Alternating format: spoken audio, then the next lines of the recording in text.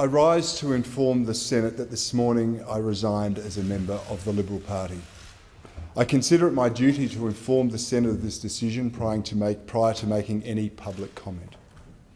After a membership spanning my entire adult life, having been a state president and a federal vice president of the party, this has been a very difficult decision for me, perhaps the most difficult one of my political life. I stand here today both reluctant and relieved.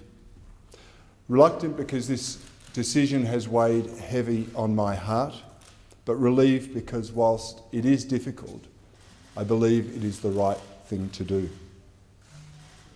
When, as a younger man, I joined the ship of state, I was in awe of its traditions and the great captains that had guided us on our way. But now, as the seas through which we sail become ever more challenging, the respect for the values and principles that have served us well seem to have been set aside for expedient, self-serving, short-term ends. That approach has not served our nation well. There are few in this place or anywhere that can claim the respect for politicians and politics is stronger today than it was 10 years ago.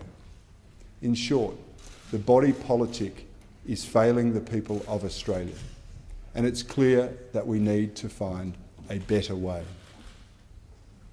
The level of public disenchantment with the major parties, the lack of confidence in our political process, and the concern about the direction of our nation is very, very strong.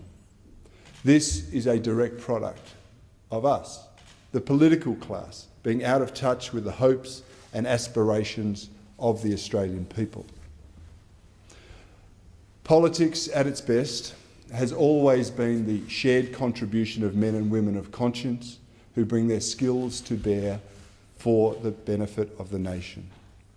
It is not in the interests of our nation to yield to the temptation of personality politics, which shrink the debate to the opinion of a few, whilst compromising the good sense and values of the many. And for many years I've warned of the consequences of ignoring the clear signs.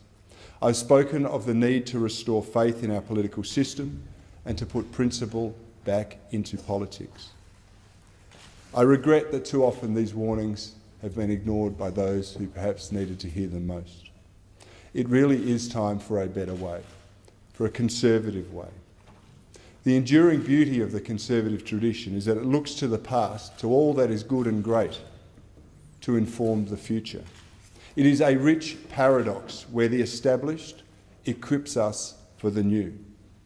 And so today I begin something new, built on enduring values and principles that have served our nation so well for so long.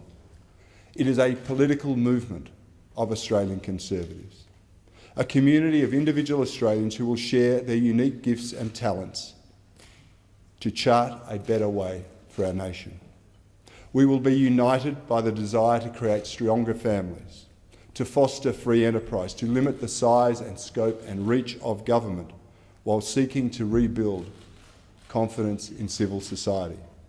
We will give hope to those who despair at the current state of Australian politics and who demand a better way for themselves, for their children and for the nation. The journey ahead will not be for the faint of heart, but worthwhile ventures rarely are, and every journey begins with a first step. Today, Mr. President, I take that first step, knowing the direction in which I will be heading, and I hope that those who are truly concerned for the future of our nation will choose to join me. Mr. President, in light of this, you may like to consider the seating arrangements in the Senate in your further deliberations. I thank the Senate for the time. Thank you, Senator Bernardi. Yes, I will consider the seating arrangements and discuss with you later.